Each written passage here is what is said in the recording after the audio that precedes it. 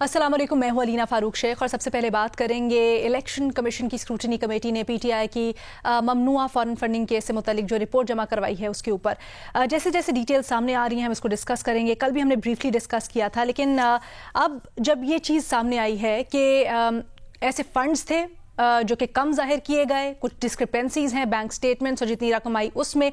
उसके बाद फिर ग्रेटर सवाल ये कि जब वज़ीर आज़म इमरान खान या पार्टी चेयरमैन इमरान खान उनसे जब भी पूछा जाता रहा है, इलेक्शन कमीशन हो या सुप्रीम कोर्ट हो पार्टी फंडिंग से मुतल्लिक, तो वो इसके ऊपर दस्तखत करते रहे कि कोई डिस्क्रिपेंसी नहीं है। सुप्रीम कोर्ट में भी उन्होंने एक बयान हल्फी जमा करवाया कि कोई डिस्क्रिपेंसी नहीं है। तो अपोजिशन ये सवाल उठाती है कि क्या वज़ीर आज़म इमरान खान या पीटीआई चेयरमैन इमरान खान सादिक और अमीन रहे या नहीं। इसके ऊपर बयानात भी सामने आए हैं। शहबाज शरीफ कहते हैं कि जी ये संगीन फर्द जुर्म होनी चाहिए इमरान खान के ऊपर, बल्कि उन्होंने कहा है कि जी ये रिपोर्ट तो चार्जशीट है इमरान खान के खिलाफ। बिलावल भुट्टो ज़रदारी कहते हैं मुनाफकत है इमरान खान की, और मौलाना फजलुर रहमान तो यहाँ तक गए और उन्होंने कहा कि जी जो रिपोर्ट में खुर्दबुर्द है वो इशारा है इंतहाई ख़तरनाक रुझानात की तरफ।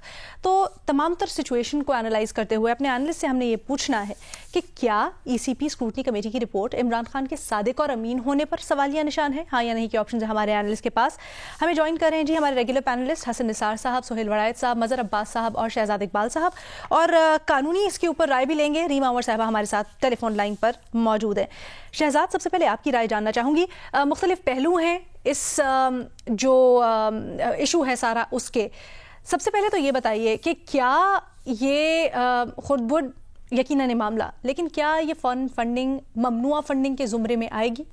देखिए अलीना, मेरे ख्याल से थोड़ा सा काबिल वक्त होगा, क्योंकि अभी तो ये एक स्क्रूटनी कमेटी की एक रिपोर्ट आई है जिसपे इलेक्शन कमीशन ऑफ पाकिस्तान ने बाकायदा अपना फैसला देना, अपनी जजमेंट देनी है। क्योंकि आपने भी दो बातें की हैं, एक तो ममनुआ फंडिंग की बात की यानी कि प्रोहिबिटेड फंड्स की, और दूसरा कि क्या गैर मुल्की कंपनियों ने पैसा दिया है तहरीक इंसाफ को। तो ये दोनों अलग-अलग मैटर है। और तीसरा मामला फिर ये है कि क्या जानते बूझते हुए कंसील किया गया है फंड्स को, जैसे आपने कहा कि इमरान खान सिग्नेटरी हैं, तो क्या जानबूझ के छुपाए गए। तो मेरे ख्याल से ये तीन अलग मामलात हैं। एक तरफ तो बारी बारी कर लेते हैं, क्योंकि कल जब ये मामला सामने आया कि 31 करोड़ रुपए जो है वो कम दिखाए गए हैं फंड्स में, तो तहरीक इंसाफ का इस पे पॉइंट ऑफ व्यू ये है कि ये रिकंसाइल करने का सिर्फ मामला है। पैसे हमारे सेंट्रल अकाउंट में आए, सेंट्रल अकाउंट से फिर दूसरे अकाउंट्स में ट्रांसफर हो गए। एक केस में उनका कहना यह है कि फेडरल पार्टी का जो अकाउंट था उसमें आए, फिर वो सूबों को मुंतकिल किए गए, तो डबल काउंटिंग हो गई है, इस वजह से वो पैसे ज्यादा आ रहे हैं। तो अगर तो ये मेयर सिर्फ रिकंसिलिएशन का मामला है तो वो तो फिर ऑडिट के जरिए जब इलेक्शन कमीशन के पास जाएगा मामला हल हो जाएगा। लेकिन अगर प्रोहिबिटेड फंड्स का मामला है तो फिर ऑब्वियसली वो पैसे जो भी आए हैं, जो भी ममनुआ फंडिंग है, वो वापस करना जरूरी हो जाएगी। दूसरे केस में अगर ये साबित होता है कि फॉरेन फंडेड है, यानी कि किसी गैर मुल्की शख्स ने या गैर मुल्की कंपनी ने पैसा दिया है, तो वहां पे इसके कॉन्सिक्वेंसेस तहरीक इंसाफ के लिए ज्यादा सिवियर होंगे। वो पार्टी डिसोल्यूशन की तरफ से भी जा सकता है मामला, रेफरेंस के जरिए पार्टी तहलील होने तक जा सकता है वो मामला। वो जाहिर सी बात है खतरनाक कॉन्सिक्वेंस है तहरीक इंसाफ के लिए। फिर जो मामला कंसीलमेंट ऑफ फंड्स का है, अगर ये साबित होता है कि जानते बूझते हुए झूठ बोला गया है, फंड छुपाए गए हैं, तो फिर 62(1)(F) जो है वो फिर सामने आ जाएगा। वो इन्वोक होगा, तो वो भी तहरीक इंसाफ के लिए जी बिल्कुल जो सादिक और अमीन वाला मामला है जिसपे नवाज शरीफ को भी निकाला गया, तो वो मामला जाहिर सी बात है चेयरमैन पाकिस्तान तहरीक इंसाफ के लिए काफी खतरनाक हो जाएगा। फिर तो मेरे ख्याल से अभी कबल वक्त है ये कहना, क्योंकि दोनों तरफ से बातें आ रही है। कल मैं सुन रहा था जो अकबर साहब है, अकबर एस बाबर साहब, वो तो ये कह रहे हैं कि ये तो 31 करोड़ रुपए बहुत कम बताए जा रहे हैं, 2012-13 में तो अरबों रुपए की फंडिंग आई है। तो वो अमाउंट को भी क्वेश्चन कर रहे हैं, वो बड़े कॉन्फिडेंट है कि जो पैसे भेजने वाले हैं वो भी गैर मुल्की लोग हैं। अब तहरीक इंसाफ कहती है कि कोई गैर मुल्की नहीं है, जो नाम थे नाम भी हमने जमा करवा दिए हैं और नोटराइज्ड नाम है। जो इलेक्शन कमीशन ऑफ पाकिस्तान का दायरा कार है कि वो पाकिस्तान में आने वाले पैसों को देख सकता है, वो बाहर जाके अकाउंट्स नहीं देख सकता, तो वो वहां तक तो जा नहीं सकते। लेकिन ये अब देखना पड़ेगा कि इलेक्शन कमीशन ऑफ पाकिस्तान इस पे अपना क्या जजमेंट देता है, क्या फैसला देता है। ये किस किस्म की फंडिंग है, ममनुआ फंडिंग है, जानबूझ के एसेट्स को छुपाया गया है, फंड्स को छुपाया गया है, या ये फॉरेन फंडिंग का मामला है। लेकिन आपको लगता है कि बात इमरान खान तक जा सकती है? थोड़ा सा ये भी वाज़ेह कीजिएगा, ये जो तकरीबन 200-250 सफ़ात की रिपोर्ट है, इसमें सिफारिशात क्या दी गई हैं स्क्रूटनी कमेटी की जानिब से? میں نے 200-250 صفحات کی جو رپورٹ ہے وہ اب تک نہیں پڑھی ہے، لیکن میں یہ بتا سکتا ہوں کہ اگر کنسیلمنٹ آف فنڈز کا معاملہ ہے، یعنی کہ جانتے بوجھتے ہوئے فنڈز کو چھپایا گیا ہے، یہ الیکشن کمیشن اس نتیجے پہ پہنچتا ہے تو وہ معاملہ تو ڈائریکٹ عمران خان کی طرف جائے گا۔ اگر معاملہ جو ہے فورن ایڈڈ کا ہے کہ فورن فنڈڈ پارٹی ہے تو پھر معاملہ پارٹی کے تحلیل ہونے کی طرف جائے گا، تو یہ تو بڑے خطرناک کانسیکوینسز ہوں گے۔ اگر معاملہ صرف پروہیبٹڈ فنڈنگ کا ہے، ریکنسائل کرنے کا ہے اکاؤنٹس کو، تو پھر میرے خیال سے اتنا خطرناک نہیں ہوگا تحریک انصاف کے لیے۔ تو میں اس پہ نہیں کہہ سکتا کہ صادق امین یا امپلیکیشن اس کی عمران خان تک جائے گی جب تک الیکشن کمیشن آف پاکستان نہیں واضح کر دیتا کہ ان کی کیا ریڈنگ ہے، ان کی کیا ججمنٹ ہے اس اسکروٹینی رپورٹ پر۔ اچھا مظہر عباس صاحب، جیسے کل بھی ہم نے بڑا مختصراً لیکن ڈسکس کیا تھا کہ سپریم کورٹ میں بھی حنیف عباسی کی درخواست پر یہ معاملہ زیر غور آیا، اس میں ایک ایفیڈیوٹ بھی عمران خان نے جمع کروایا۔ تو ابھی جیسے شہزاد کہہ رہے تھے، اگر الیکشن کمیشن جو بھی رولنگ دیتا ہے، یہ بات اب سامنے آئی ہے، تو اس ایفیڈیوٹ اور سپریم کورٹ کی جو ساری ایک اوپن اینڈڈ سماعت تھی، اس کے اوپر کیا اثرات پڑ سکتے ہیں؟ کیا معاملہ ڈسکوالیفیکیشن تک جا سکتا ہے عمران خان کی؟ میرا نہیں خیال کہ ڈسکوالیفیکیشن کی طرف یا جماعت کو ہی کالعدم قرار دینے کی طرف جائے گا، لیکن اس کے مورل ایتھیکلی جو ہے وہ پی ٹی آئی کے لیے کانسیکوینسز ہوں گے، اور اس کی وجہ یہ ہے کہ پی ٹی آئی کا یہ دعویٰ ہے، پورے بیانیے کے ساتھ وہ اس پالیٹکس میں آئے ہیں کہ جی ہم سے زیادہ کلین کوئی نہیں ہے، یہ پی ٹی آئی کا دعویٰ ہے۔ اس دعوے کی نفی ہوگی اگر یہ سب چیزیں ثابت ہوتی ہیں کہ آپ نے فیکٹس کو کنسیل کیا ہے، آپ نے کوئی حساب نہیں دیا، اور جس طرح ابھی مسلم لیگ نون بھی الزام لگا رہی تھی شاہد خاقان کہ یہ تو کمیٹی نے از خود تحقیقات کی ہے معاف کیجیے گا، اگر پی ٹی آئی نے کچھ سبمٹ نہیں کیا، کوئی اکاؤنٹ سبمٹ نہیں کیے ہیں، پی ٹی آئی نے کچھ اس میں کوئی ہیلپ آؤٹ نہیں کیا ہے، پھر تو اس کے کانسیکوینسز اس لحاظ سے ہوں گے کہ پی ٹی آئی جو سب سے بڑی دعوے دار تھی، اخلاقیات کی دعوے دار تھی، کلین پالیٹکس کی، اس پہ تو کوسچن مارک آ جائے گا، سیریس کوسچن مارک آ جائے گا اس پہ۔ اور یہ دیکھنا ہے کہ الیکشن کمیشن نے، کیونکہ آلریڈی اتنی تاخیر اس کیس میں وہ انپارڈنیبل ہے، اتنی تاخیر۔ اب یہ اسکروٹنی کمیٹی کی رپورٹ ہے، اس کے بعد اس پہ کیا جو الیکشن کمیشن ہے وہ اس پہ کیا فائنل فائنڈنگز دیتا ہے، اور پھر اس کے بعد مسلم لیگ نون اور پیپلز پارٹی کے بھی حساب کتاب کی باتیں آئیں گی۔ تو اگر چیزیں بہت زیادہ آگے بڑھی تو الگ بات ہے، لیکن ایز سچویشن اسٹینڈ ناؤ مجھے لگتا نہیں کہ بار ڈسکوالیفیکیشن یا کالعدم کی تک جائے گی، یا 62(1)(f جو ہے وہ اس پر اپلائی ہوگا۔ اچھا، لیکن مظہر عباس صاحب، آج عمران خان صاحب نے بڑا خیر مقدم کیا، انہوں نے کہا ٹھیک ہے رپورٹ آئی ہے لیکن تمام جماعتوں کو ساتھ کریں، یہ جو باقی پارٹیز ہیں انہوں نے تو بھتے لیے ہیں، ہماری تو فنڈنگ تھی، اور کہتے ہیں اس حمام میں سبھی ننگے ہیں۔ دیکھیے یہ جسٹیفیکیشن نہیں ہے آپ کی غلط، اگر آپ نے غلط کیا ہے تو یہ چیز جسٹیفائیڈ نہیں کرتی۔ سوال تو یہ کہ عمران خان کو اس اسکروٹنی کمیٹی کا جواب دینا چاہیے تھا نا، کہ اس اسکروٹنی کمیٹی نے جو چیزیں کی اس کا جواب دیں، بجائے آپ یہ کہیں گے جی دوسرے نے کیا کیا ہے، ان کا بھی دیکھیں۔ میں آپ کی یہ بات آگے لے کے جانا چاہتی ہوں حسن صاحب کے پاس۔ حسن صاحب، مظہر عباس صاحب کی بات بڑی ویٹ رکھتی ہے کہ وہ جو خود اس چیز کا دعویٰ کرتے تھے، ان کا تو ترا امتیاز یہ تھا کہ ہم صاف شفاف ہیں، اور دوسروں کے لیے بھی یہی تلقین کرتے تھے، تو کیا آپ کو لگتا ہے کہ پکڑائی ان کے لیے زیادہ ہونی چاہیے؟ یہ مظہر صاحب کی سب سے خوبصورت بات مجھے لگی وہ یہ ہے کہ بھائی یہ ہمارا کلچر ہے، آپ مجھے کہتی ہو آپ چور ہو، اچھا آپ ٹھیک کہہ رہے ہو، لیکن جواب میں نے جواب نہیں دینا، میں نے جواباً آپ کو کہہ دینا ہے منہ اٹھا کے بے تکا۔ یہ بات مظہر صاحب کی بہت اچھی۔ اچھا، آپ نے اپنے انٹرو میں کہا کہ حیران کن ہوش ربار پتہ نہیں کیا، او بھائی مجھے تو ڈے 1 سے صورتحال کا اندازہ تھا، مجھے پتا تھا جس دن پردہ اٹھے گا یہی کچھ ہوگا، اس کی وجہ کچھ اور ہے۔ They are bad managers. حکومت میں ان کی پرفارمنس دیکھی ہے آپ نے؟ اچھا، عمران کو ویسے ہی اس کے ساتھ بڑے ہاتھ ہو چکے ہیں، مجھے ذاتی طور پہ پتا ہے، مالی طور پہ، مالی حوالوں سے مختلف جگہوں پہ لوگوں نے اس کے ساتھ جو بھی اس کی کمائی تھی کئی بار وہ اجڑی ہے، مجھے پتا ہے۔ اچھا، یہ بد انتظامی کے بادشاہ ہیں، چیزوں کو میس اپ کرنا آپ کے سامنے ہے، 3 سال کی پرفارمنس، یہ میس اپ کرنے کے ماسٹرز ہیں، اور اکاؤنٹس، اور وہ بھی ایک پولیٹیکل پارٹی کے بہت ہی پیچیدہ مسئلہ ہے۔ اچھا، میں خود اس کا وکٹم ہوں، میری فارمل ایجوکیشن اکنامکس ہی ہے، بٹ مجھے سمجھ نہیں آتی چیزوں کی۔ اچھا، میں اسے ذاتی طور پہ بددیانتی نہیں بد نظمی کی انتہا سمجھتا ہوں، اور یہ بھی ممکن ہے کہ واقعی کسی نے کام دکھایا ہو. اچھا. اور عدالتوں کا ظاہر ہے اپنا ایک طریقہ کار ہوتا ہے, کسی اور نے کام دکھایا ہے, گروپ آف پیپل نے کام دکھایا, ایک دو بندوں نے کام دکھایا. اچھا, ایک آخری آرگیومنٹ ہے علینا, اس پہ ذرا غور کرنا. اگر یہ پلانڈ بددیانتی ہوتی, بددیانتی کس میں؟ میرے بچے ابھی طالب علم ہیں, وہ فائلرز ہیں, اگلے سال سے وہ ٹیکس دینا شروع کریں گے تاکہ ان کو عادت پڑے. یہ میں نے کیا ہے, مجھے بھی ایک نوٹس آ گیا بنگا سا اٹھا کے. اچھا, اس میں میرا ایک قصور بھی تھا ٹیکنیکل قسم کا, یہ میں ایف بی آر کی بات کر رہا ہوں, انکم ٹیکس. اچھا, عدالتوں کا اپنا طریقہ کار ہے, وہ کیا کرتی ہیں, ڈراپ سین کدھر ہوگا میں نہیں کچھ کہہ سکتا, لیکن ایک بات دھیان میں رہے, اگر یہ بددیانتی ہوتی اور سوچی سمجھی ہوتی تو کسی کا باپ بھی اس پہ انگلی نہیں اٹھا سکتا تھا.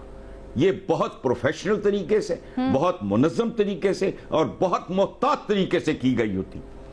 پاکستان کا اتنا بڑا ڈاکو پکڑا ہی نہیں دے رہا. کیوں؟ ان کے پاس ایکسپرٹس ہیں, ٹیکنوکریٹس ہیں, پروفیشنلز ہیں, چیزوں کو کس طرح ہینڈل کرنا ہے. وہ اربوں خربوں کھا گئے ہیں اور پکڑا ہی نہیں دے رہے. وجہ کیا ہے کہ عدالتیں ہماری کام نہیں کر رہی, بالکل کام کر رہی ہیں. یہ بڑا, اس کو اور طریقے سے دیکھنے کی ضرورت ہے. اچھا, عمران از ریسپانسبل. دیکھو جیسے اس نے پروفیشنلز کو دیا, یہ نمل میں بھی ہوتا, یہ اس کے ہاسپٹل میں بھی ہوتا, وہاں وہ نزدیک نہیں پھٹکا, سارا کام ٹھیک ہے, وہاں اربوں خربوں روپے کے فنڈز نہیں گئے. تو پھر حسن صاحب آپ کیا کہنا چاہ رہے ہیں کہ بددیانتی نہیں ہے, بدنظمی ہے, تو اسکینڈلائز کرنے کی کوشش, سخت نہیں سٹانس ہونا چاہیے, نرم ہاتھ ہولہ رکھنا چاہیے, انتہا کی ہے, ہاتھ ہولہ رکھنا چاہیے. یہ میں نہیں کچھ بھی, میں نہیں کو ریکمینڈ کرتا, میں نے ٹھیکہ لیا ہوا ہے. نہیں, میں آپ کو دیکھو بات سنو, میں ایک فیئر بات کرنے کا آدمی ہوں. ہاں, میں ڈنڈی مارنے والا آدمی نہیں ہوں. ہاتھ ہولہ رکھیں یا پاری رکھیں, مجھے کیا ہے, مجھے کیا تکلیف ہے. بڑا سخت آپ کا سٹانس رہا ہے نا پہلے, بندے کی انٹیگریٹی جس کو میں جانتا ہوں, کرپشن, بدنظمی, اگر اس طرح کی خرد برد ہے کوئی اس کے اوپر, تو اس کو مد نظر رکھتے ہوئے ذرا آپ سے پوچھ رہی ہوں. علینا میرا اب بھی ہے, میں کہہ رہا ہوں اربوں خربوں کا معاملہ تھا, شوکت خانم کو بہت زیادہ سکینڈلائز کرنے کی کوشش کی گئی, کبھی ٹھیک ہے کوئی مسئلہ نہیں ہوا. کیوں؟ چونکہ وہ ڈے ون سے پروفیشنلز کو سونپ دیا گیا تھا. یہاں چونکہ ایک پولیٹیکل سا, ہمارے یہاں تو پولیٹکس کیا ہے, لفنگ پونا تلنگ پونا ہی ہے نا, آوے جاوے, جلسہ جلوس, دھرنے ہڑتالیں, جلسے, یہ کیا ہے؟ جی بس یہ ایک رویہ لے کے آتی ہے اس ملک میں. جب کوئی آدمی پالیٹکس میں اس کا کوئی سر پیر نہیں ہوتا. انہوں نے یہاں مار کھائی ہے ٹیکنیکلی, اور کوئی بات نہیں, لیکن کھائی ہے. میں جانتا ہوں, مجھے ڈے ون سے اندازہ تھا کہ جب یہ معاملہ کنکلوڈ ہوگا تو یہی کنکلوڈ ہوگا. سو جو آپ نے کہا تھا نا, نہ حیران کن نہ ہوش ربا, میرے لیے تو نہ ہوش ربا نہ حیران کن. I was expecting all this. پھر بھی آپ ساتھ تھے حسن صاحب, یہ گلہ آپ سے بھی رہا مظہر عباس صاحب. اچھا, یہ جو آپ کو سازش درمیان میں سے نظر آ رہی ہے نا, میں اس کے اوپر ذرا واپس آتی ہوں. مظہر صاحب کچھ ایڈ کرنا چاہ رہے ہیں, پھر سہیل صاحب. علینا جو حسن صاحب کہہ رہے ہیں نا, وہ بات بالکل ٹھیک ہے, اس لیے کہ میں نے آپ کو کل بھی بتایا تھا کہ میں ذاتی طور پہ میرا اس وقت 2013 میں عارف علوی صاحب سے جب گفتگو ہوتی تھی تو وہ یہ بات کہتے تھے کہ ہم اتنا فنڈ آ رہا ہے کہ ہم اسے مینیج نہیں کر پا رہے, اور اس چیز کے قوی امکان ہے کہ جو چیزیں مینیج نہیں ہو پا رہی ہوں, اور خاص طور پہ رقم, اس میں ہیر پیر کی گنجائش بن جاتی ہے. اور ایسے لوگ تھے, پی ٹی آئی میں ایک فلڈ گیٹ کھلا ہوا تھا, بغیر کسی اس سے لوگ آئے جا رہے تھے, پیسہ آیا جا رہا تھا پراپرلی اکاؤنٹ. یہ چیز میں سہیل صاحب کے پاس لے کے جانا چاہتی ہوں. ٹھیک ہے, اس کو لے کے چلتے آگے. سہیل صاحب, یہ جو پوائنٹ ریز کیا ہے کہ بد دیانتی نہیں بد نظمی ہو سکتی ہے, تو کیا اس کے اوپر ایج دینا چاہیے پی ٹی آئی کو؟ پھر میرا خیال ہے کہ بالکل ایج دینا چاہیے. اور سیاسی پارٹیوں کو, ہمیں پتا ہے کہ یہاں پہ سٹرکچر اتنا اچھا نہیں ہے, اتنے وہ منضبط نہیں ہے, ڈسپلن نہیں ہے, کیونکہ ہاں نظام نہیں ہے, سیاسی پارٹیوں کی کوئی تنظیم بھی ٹھیک نہیں ہوتی, پھر ان کا سٹرکچر ٹھیک نہیں ہوتا, فنڈنگ کا کوئی طریقہ نہیں ہے, اچانک عطیات آتے ہیں, کہیں سے آتے ہیں کہیں سے نہیں آتے, تو بڑا عجیب سا سسٹم ہے. تو اس میں سیاسی پارٹیوں کا چل جانا ہی بڑی غنیمت ہے. اتنا سخت ڈسپلن نہ ان پہ نافذ ہونا چاہیے, بلکہ میں تو سے بھی آگے بڑھ کے کہوں گا کہ یہ جو 62 اور 63 جس کے تحت پرائم منسٹر نواز شریف کو بھی نائل کیا گیا، یہ بھی غلط شرط ہے اور یہ آرٹیکل سے نکلنی چاہیے. 62 اور 63 یہ صرف اور صرف پالیٹیشینز کو نااہل کرنے کے لیے شرائط بنائی گئی ہیں. یہ اوریجنل جو ہمارا کانسٹیٹیوشن تھا اس میں یہ حصہ نہیں تھی، یہ بعد میں ایڈ ہوئی ہیں اور ان کا مقصد صرف اور صرف لوگوں کو وکٹمائز کرنا، لوگوں کو نشانہ بنانا ہے. نہ عمران کو نشانہ بنانا چاہیے، نہ اس سے جو پہلے نشانہ بنے ہیں وہ بننے چاہیے. ٹھیک ہے. اچھا جب ہم کل بات کر بہانے ہیں، ہمیں پتا ہے کہ یہ انڈسپلن ہے، ہمیں پتا ہے سیاسی پارٹیاں منضبط نہیں ہیں، ان کے یہاں یہ سسٹم ہی نہیں ہے اس طرح کوئی فنڈنگ آ رہی ہو تو اس کو سنبھال سکیں. تو جب یہ ہے نہیں، لیکن سر پھر درمیان میں معذرت کے ساتھ گو کہ غلط، لیکن پھر جس طرح آج مولانا نے بھی بیان دیا، کہتے ہیں جی بڑے خطرناک رجحانات کی نشاندہی کرتا ہے. بات ہوتی ہے ملک سے باہر بیٹھے ہوئے لوگوں کی سازشوں کی، اور پھر اس کے حوالے اس طرح سے دیے جاتے ہیں. جب یہ سوالات اٹھیں گے اور پھر اس کو جسٹیفائی کیا جائے گا فارن فنڈنگ سے، تو پھر بات تو آتی ہے. دیکھیں ہمیں سب کو پتا ہے، سب اپنے دل پہ ہاتھ رکھ کے کہیں عمران کو کس فارن ایجنسی نے کوئی امداد دینی ہے، وہ کس کے ایجنٹ ہے. ہمیں تو ان کی جو اگرچہ میں ان کی پالیسیوں کا ناقد ہوں، لیکن وہ کسی کے بھی ایجنٹ نہیں لگتے، کسی بھی دنیا کے ملک کے. وہ اپنے ہی ایجنٹ ہیں اور پتہ نہیں ان کی اپنی ایک سوچ ہے. میرا نہیں خیال کہ کوئی فارن فنڈنگ کسی دنیا کے کسی ملک سے ہوئی ہوگی. ٹھیک ہے. اچھا سہیل صاحب ایگزیکٹلی اس کے قانونی پہلو پہ بھی بات کرتے ہیں. ریما، جس طرح سے ہم کل بھی بات کر رہے تھے اور آپ نے اس کو بڑی اچھی طرح سے ایکسپلین بھی کیا، پھر حنیف عباسی نے جو سپریم کورٹ میں درخواست دائر کی تھی 62(1)(f) کے سلسلے میں، اسی کو آگے ڈسکشن کو کنٹینیو کرتے ہیں. کیا آپ کو لگتا ہے یہ گنجائش ہے کہ صادق اور امین کے اوپر بات جا سکتی ہے، ڈسکوالیفیکیشن کے اوپر بات جا سکتی ہے، اور آپ کو کیوں یہ گنجائش معلوم ہوتی ہے؟ جی شکریہ لینا. 3 میرا خیال ہے پوائنٹس بہت اہم ہیں اس سوال کے حوالے سے. پہلا تو 62(1)(f) جس کی سہیل ورائد صاحب نے بھی بات کی، میں نے بھی کل یہی بات کی تھی کہ میرا خیال ہے اس کو امینڈ ہونا چاہیے. دوسرا، سپریم کورٹ کو اس کی جو انٹرپریٹیشن ہے اس کو مزید نیرو کرنا چاہیے اور اس کو براڈن نہیں کرنا چاہیے، کیونکہ یہ بہت ہی ڈینجرس چیز ہے، پولیٹیشنز کے خلاف استعمال ہوتی ہے، بہت ویگ بھی ہے. دوسری بات یہ ہے کہ ایک مسکنسیپشن ہے کہ 62(1)(f) کا کیس بنتا ہی نہیں ہے، یا تو پھر سپریم کورٹ نے کہہ دیا ہے کہ 62(1)(f) کا کیس نہیں بنتا. ایسا نہیں ہے. جب حنیف عباسی صاحب سپریم کورٹ گئے پٹیشن لے کے، ان کی ایک پریئر یہ تھی کہ عمران خان صاحب کو 62(1)(f) کے تحت ڈسکوالیفائی کیا جائے. سپریم کورٹ نے یہ نہیں کہا یا حتمی فیصلہ نہیں دیا کہ عمران خان صاحب ڈسکوالیفائی نہیں ہو سکتے. یا تو ہوتا نا، سپریم کورٹ کہہ دیتا کہ 62(1)(f) کا تو کیس ہی نہیں بنتا. انہوں نے یہ نہیں کہا. انہوں نے کہا پہلے الیکشن کمیشن یہ معاملہ جائے گا، الیکشن کمیشن اس کو دیکھے گا، پروف جو ہے، ایویڈنس ہے، سامنے آئے گا، کوئی فیصلہ ہوگا، پھر ہم 62(1)(f) کے ایشو کو بھی دیکھ سکتے ہیں. تو سپریم کورٹ نے اس معاملے کو کھلا رکھا. تیسری اہم بات کہ 62(1)(f) اتنا براڈ ہے کہ صادق اور امین ہونا چاہیے آپ کے پارلیمنٹیرینز کو. اس کو سپریم کورٹ نے انٹرپریٹ کس طرح کیا ہے؟ 2 ٹیسٹ ہیں جو ججمنٹس اگر آپ دیکھیں تو سامنے آتے ہیں. پہلا یہ کہ جو بینیفیشری کوئی ہونا چاہیے، جس نے مس ڈیکلیریشن کی ہے، اس کو کوئی بینیفٹ حاصل ہونا چاہیے. ضروری نہیں ہے کہ آپ نے بدنیتی کی ہے، لیکن آپ کو اپنی مس ڈیکلیریشن کے تحت کوئی بینیفٹ اکرو ہونا چاہیے. کیا عمران خان صاحب کو اگر مس ڈیکلیریشن پروو ہوتی ہے کوئی بینیفٹ ملا؟ آف کورس ملا، اور فنڈنگ کے معاملے میں بینیفٹ ملا. دوسرا، سپریم کورٹ نے ٹیسٹ یہ دیا کہ کیا یہ پہلی بار ہے کہ وہ جو فرد ہے یا شخص ہے وہ الیکشن میں حصہ لے رہا ہے. عمران خان صاحب کے کیس میں یہ بھی نہیں ہمیں لگتا کہ وہ پہلی بار ہے، ان کو وہ نہ سمجھ تھی، انہیں پتہ ہی نہیں تھا کہ وہ کیا ڈیکلیریشن دے رہے ہیں. تو میرا خیال ہے سپریم کورٹ کے جو 2 ٹیسٹ ہیں جو ان کی ججمنٹس میں ہمیں ملتے ہیں، وہ اس کیس میں ریلیونٹ ہیں. اور اگر الیکشن کمیشن آگے اس پہ کچھ فیصلہ کرتا ہے، مزید معلومات کی ہمیں ضرورت ہے، ایویڈنس کی ضرورت ہے. لیکن جو لوگ یہ کہہ رہے ہیں کہ 62(1)(f) کا کیس بن ہی نہیں سکتا، وہ غلط کہہ رہے ہیں. اچھا ریما، ایک چیز حسن نثار صاحب نے یہاں بڑا ہی خوبصورت نقطہ اٹھایا ہے. وہ کہتے ہیں بد دیانتی نہیں، بد نظمی ہو سکتی ہے، یعنی میلیفائڈ یا ان انٹینشن کو آپ نکال دیں. کیا یہ ایج حاصل ہو سکتا ہے عمران خان کو؟ अच्छा लीना, जो सुप्रीम कोर्ट की जजमेंट जिसका मैं हवाला दे रही हूँ उसमें उन्होंने 3-4 मुख्तलिफ अल्फाज इस्तेमाल किए। उन्होंने बदबयानती भी इस्तेमाल की, लेकिन उन्होंने बेनिफिट भी इस्तेमाल किया। तो मेरा ख्याल है ऑफकोर्स अब सुप्रीम कोर्ट इसको इंटरप्रेट करेगी, और ये मुझे अफसोस के साथ कहना पड़ रहा है कि सुप्रीम कोर्ट की जूरिस्प्रूडेंस 62(1)(f पे बहुत इनकंसिस्टेंट है। किसी जजमेंट में कोई फैसला है, किसी जजमेंट में कोई फैसला है, लेकिन जो एक टेस्ट सुप्रीम कोर्ट ने दिया है उसमें बदबयानती जो है वो जरूरी नहीं है आप प्रूव करो। आपने 2 चीजें प्रूव करनी है, कोई नोविस नहीं है, पहली बार नहीं इलेक्शन लड़ा, मिस डिक्लेरेशन हुई है, और उसका कोई बेनिफिट हासिल हुआ है, ये 3 चीजें। ठीक है जी, इस डिबेट को फिर यहीं पे कंक्लूड करते हैं। मेरे जो एनालिस्ट की अक्सरियत है वो नहीं की ऑप्शन ले रही हैं कि सादिक और अमीन होने पर सवालिया निशान नहीं है।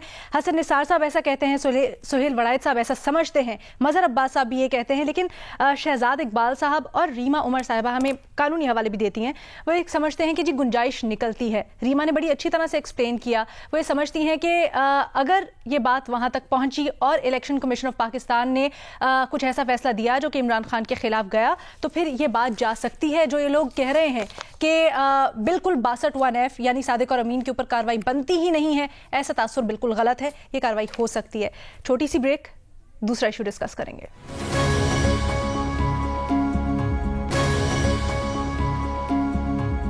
ब्रेक के बाद खुशामदीद। पाक अफगान सरहद पर बाड़ लगाने का मामला है और सोशल मीडिया के ऊपर कुछ वीडियोस गर्दिश कर रही हैं जिसमें देखा जा सकता है कि कुछ अफराद जो बाड़ लगाई जा रही है पाकिस्तानी फोर्सेस की जानिब से उसको उखाड़ रहे हैं, कुछ नारेबाजी भी कर रहे हैं। ये मामला फॉरेन ऑफिस ने भी उठाया। वज़ीर ख़ारजा शाह महमूद कुरैशी ने इसके ऊपर रद्द अमल भी दिया और कहा कि इसको सिफारती ज़राए से हल किया जाएगा। उसके बाद तालिबान हुकूमत का भी इसके ऊपर रद्द अमल आया और वो कहते हैं कि जी चंद शर पसंदों या तकरीबकारों की ये कार्रवाई है, और मज़ीद कहते हैं कि इन वाक़यात पर दोनों ममालिक के हुकाम को मिलकर इसको एड्रेस करना होगा और सिफारती चैनल्स इसको एड्रेस करेंगे।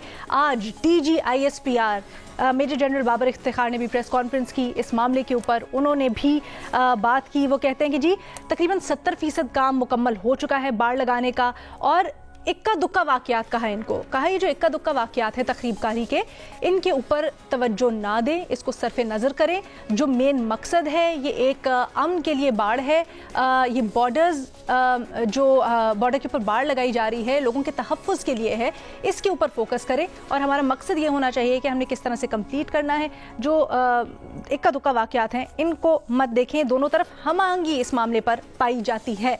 अब अपने एनालिस्ट से हमने ये पूछना है कि अफगानिस्तान के साथ जो बॉर्डर पर बाड़ लगाने का मामला है या तनाज़ा है, पाक अफगान ताल्लुकात पर क्या असरअंदाज होगा, हाँ या नहीं? क्या ऑप्शन है हमारे एनालिस्ट के पास? शहजाद कह तो ये रहे हैं DGISPR के हम आहंगी दोनों जानिब से पाई जाती है, क्या आपको लगता है कि मामला ऐसे ही हैं? देखिए, अगर हम आंगी है तो अभी तक मेरे ख्याल से तालिबान की वहां पे हुकूमत है, बाकायदा स्टेटमेंट आ जाना चाहिए था, और ना सिर्फ स्टेटमेंट आना चाहिए था बल्कि इस पे पेशरफ भी नजर आना चाहिए थी। अब हमें पता है कि अफगानी जो है मेजॉरिटी ऑफ देम वो दुरैन लाइन को नहीं एक्सेप्ट करते हैं कि इंटरनेशनल बॉर्डर है, तो ये एक तनाज़ा तो हमेशा रहा है। पाकिस्तान की बिल्कुल इस पे मेरे ख्याल से पोजीशन दुरुस्त है। हम इंटरनेशनल बॉर्डर्स को तस्लीम करते हैं, 1976 में शायद अफगानिस्तान ने भी किया था इसको, तो ये हमारी सिक्योरिटी के लिए बड़ा अहम है। हम इसको तकसीम करना नहीं चाहते, लेकिन जो एफर्ट्स रही हैं पाकिस्तान की, मेरे ख्याल से 90-95% हम इसको मुकम्मल कर चुके हैं। इसको होना भी चाहिए, और इसकी बुनियादी वजह यही थी कि वहां से जो भी लोग आते थे यहाँ पे दहशतगर्दी करने के लिए, आपका 1500-1600 किलोमीटर का ये बॉर्डर था, इम्पॉसिबल था कि आप इसको जो है वो ह्यूमन रिसोर्स के जरिए मैनेज करें। तो मेरे ख्याल से बिल्कुल दुरुस्त फैसला था, बेहतरी भी आई है, और पाकिस्तान को अपनी पोजीशन पे कायम रहना चाहिए। अच्छा शहजाद, थोड़ा सा ये भी बताइएगा, रद्द अमल तो आया है अमारत इस्लामी की जानिब से, उनके जो दफ्तर खारजा के तर्जुमान है वो कहते हैं कि जी ये एक इशू है जिसको अंडरस्टैंडिंग से मिल के डिस्कस करना होगा। तो इससे क्या पाकिस्तान अफगानिस्तान के दरमियान में, या जो नई हुकूमत है अफगानिस्तान में, उनके दरमियान में कोई कशीदगी आ सकती है, या क्या असर हो सकता है? मेरे ख्याल से अगर उन्होंने अपने फुट सोल्जर्स को नहीं रोका और ये मामला इसी तरीके से चलता रहा तो फिर तो कशीदगी बढ़ेगी और वो कम नहीं होगी। ठीक है सुहेल वड़ाइत साहब, क्या ये मुमकिन है कि ठीक तरह से रोक ले तालिबान अपने जो कार्रवाइयां हैं, या जिस तरह से वो उनको तकरीबकार कह रहे हैं, शरपसंद कह रहे हैं उनको? जी देखिए, अफगानिस्तान की सोच और अफगानिस्तान की जो मौजूदा کی سوچ ہے وہ ریاست پاکستان سے قطعی مختلف ہے. اگرچہ حکومت پاکستان بڑی کوشش کر رہی ہے کہ وہ افغانستان کی حکومت کی مدد کرے, ان کے دکھ درد دور کرے, لیکن الٹیمیٹلی یہ کلیش آف آئیڈیاز جو ہے, کلیش آف آئیڈیلز جو ہے, یہ الٹیمیٹلی ہو کے رہنا ہے. یہ چاہے باڑھ کی صورت میں ہو, چاہے پالیسیوں کی عورتوں کی پالیسیوں کا کلیش پہلے سے جاری ہے, یہ کلیش کنٹینیو کرے گا اور اس کا نتیجہ کچھ بھی ہو سکتا ہے, بہت خطرناک بھی ہو سکتا ہے. تو میرا یہ خیال ہے کہ افغانستان کی حکومت کو کوشش کرنی چاہیے کہ یہ جو باڑھ ہے یہ ہمارے سیکورٹی کے لیے بڑی اہم ہے.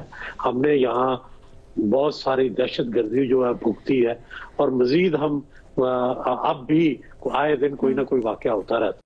تو اس کے لیے روکنے کے لیے ہمیں یہ حق حاصل ہے کہ ہم اپنے ملک کے اندر اگر باڑھ لگائیں, اور آپ کو لگتا ہے کہ اثر انداز ہو سکتا ہے؟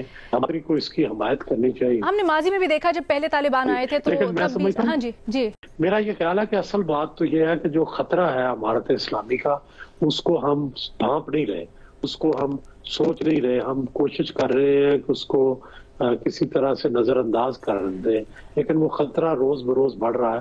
اور ہمارے پڑوس میں یوں سمجھیں کہ ایک دھماکہ خیز مواد جو ہے وہ تیار ہو رہا ہے. یہ بالکل اسی طرح جس طرح طالبان کی حکومت تھی, اور طالبان کی حکومت سر آپ کا نقطہ اور کنسرن بالکل جائز ہے, اور اس کے اوپر ہم گاہے گاہے ڈیبیٹ بھی کرتے رہتے ہیں کہ کیا ہونا چاہیے کیا نہیں ہونا چاہیے. دونوں طرف سے دلائل ہمیں ملتے ہیں, حق میں بھی مخالفت میں بھی. ہم کوشش کریں گے آگے جا کے بھی اس کے اوپر ڈیبیٹ کریں, لیکن آج یہ جو خاص کر پاک افغان بارڈر کے اوپر باڑ لگانے کا معاملہ ہے, اس کو ہم ڈسکس کر رہے ہیں. اور ہم نے ماضی میں جس طرح سے دیکھا کہ جب طالبان پہلے آئے تب بھی یہ ایک نقطہ تھا جس کے اوپر کافی کشیدگی تھی.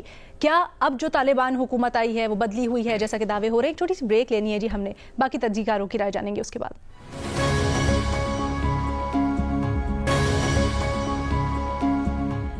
بریک کے بعد خوش آمدید جی. ہم بات کر رہے ہیں پاک افغان بارڈر پر جو سوشل میڈیا پہ کچھ ویڈیوز گردش کر رہی ہیں جس میں طالبان کے کچھ فٹ سولجرز نے باڑ کو ہٹایا اور پھر اس کے اوپر تشویش پائی جاتی ہے. حسن نثار صاحب, جیسے بریک پہ جانے سے پہلے شہزاد نے بھی کہا, سہیل ورائد صاحب نے بھی کہا, جب ہم نے پہلے دیکھا طالبان آئے یہ ایک کلیش کا نقطہ بنا, ایک سوچ ہے ان کی خاص طور پر. کیا آپ کو لگتا ہے اب جو طالبان آئے ہیں ایٹ لیسٹ جو پاور کے کوریڈورز میں بیٹھے ہیں ان کی سوچ مختلف ہے, وہ بدلے ہوئے طالبان ہیں اور وہ اپنے فٹ سولجرز کو کنونس کر پائیں گے, یا پھر آپ کو لگتا ہے کہ کچھ تعلقات پاکستان اور افغانستان کے اثر انداز ہو سکتے ہیں اس کے نتیجے میں؟ دیکھیں بدلے ہوئے تو وہ یقیناً ہیں, لیکن کتنا بدلے ہیں اور کوئی کتنا بدل سکتا ہے. جو بات جنرل بابر افتخار نے کہی ہے وہ تو اپنی جگہ پہ ایک ریالٹی ہے کہ ابھی تک تو اکا دکا ہی ہیں.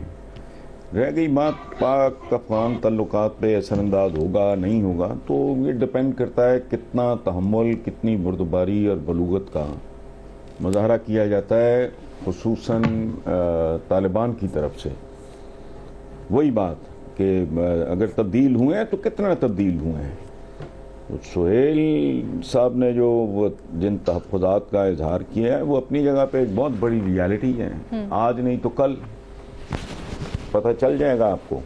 حضور نے کہا تھا کہ اگر احد کا پہاڑ اپنی جگہ سے ہل جائے, مجھے کوئی کریڈیبل بندہ بتائے تو میں مان جاؤں گا, لیکن اگر کوئی آدمی اپنی عادت چھوڑ گیا ہے, اپنی فطرت سے دستبردار ہو گیا ہے, تو وہ میں نہیں مانوں گا.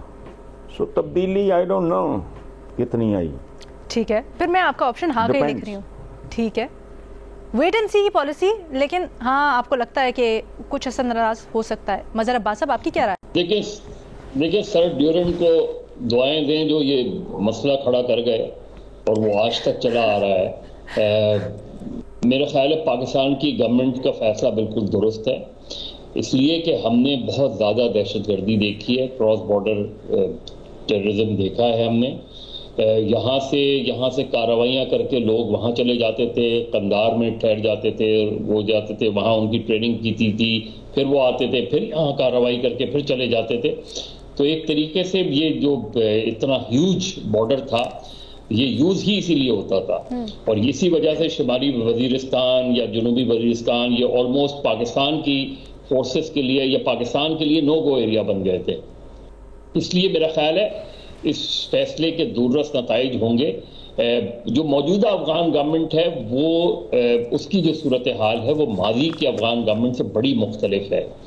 دیکھیے ماضی میں جب افغان گورنمنٹ بنی تھی تو اس کے پیچھے اس کے ساتھ جو ہے بہت صورتحال مختلف تھی. پہلی افغان وار کے پیچھے جو مجاہدین تھے ان کے پیچھے امریکن سپورٹ تھی, امریکنز تھے. اس کے بعد جو طالبان بنے وہ یہاں بنے, طالبان یہاں بنے تھے اور یہاں بن کے پھر وہاں حکومت بنی تھی. تو وہ اور آج کے جو طالبان ہیں وہ بالکل ایک طریقے سے اس وقت تک آئسولیٹڈ کھڑے ہوئے ہیں اور ان کے لیے اکنامک سچویشن جو ہے وہ انتہائی مشکل سے مشکل تر ہوتی جا رہی ہے. وہاں سروائیول کا مسئلہ آ گیا ہے. وہاں یہ مسئلہ نہیں ہے کہ جی بارڈر میں کیا ہو رہا ہے وہ ہو رہا ہے. تو ان کے پاس وہ اس طرح مینج ہی نہیں کر پا رہے. جو پہلی طالبان گورنمنٹ تھی وہ چیزوں کو مینج کرتی تھی, کنٹرول کرتی تھی. لیکن سر وہ نظم و ضبط اپنے فٹ سولجرز میں کس طرح لے کے آئے گی جو اقتدار کے ایوانوں میں بیٹھے ہوئے؟ کبھی نہیں لا سکتے. وہاں انارکی والی سچویشن ڈیولپ ہونے والی ہے. وہاں ایک ظاہر ہے جب آپ کے کھانے کو کچھ نہیں ہوگا, نہ آپ کو کہیں سے فنڈنگز مل رہی ہیں, نہ آپ کو ڈونیشنز مل رہی ہے, نہ گرانٹ, ایک بڑا ہیومن کرائسس وہاں کھڑا ہونے والا ہے. تو پھر آپ سمجھتے ہیں کہ اثر انداز ہو سکتا ہے یہ چیز تعلقات؟ نہیں, اثر انداز تعلقات تو اس صورت میں ہوں گے نا کہ اگر وہ بالکل بھی کولیپس کر گئے تو افغان گورنمنٹ چاہے بھی تو وہ نہیں روک سکتی. لوگوں کا ایک سیلاب جائے گا اس طرف, وہ انہیں کراس دا بارڈر. اور پھر یہاں کے جو لوگ ہیں, یہاں ان کے جو فیسیلیٹیٹرز ہیں, یہاں ان کو جو پسند کرنے والے لوگ ہیں, ٹی ٹی پی ہو یا دوسرے گروپس ہوں, وہ یہاں کارروائیاں شروع کر دیں گے. تو ایک چیلنج پاکستان کے لیے, لیکن پاکستان کا فیصلہ بارڈر باڑے لگانے کا وہ بالکل ٹھیک ہے, بالکل درست فیصلہ ہے. ٹھیک ہے جی, آپ سے اجازت چاہیں گے, وقت ہمارے پاس ختم ہو گیا. سوشل میڈیا کے اوپر اپنی رائے کا اظہار کیجیے گا. اللہ حافظ.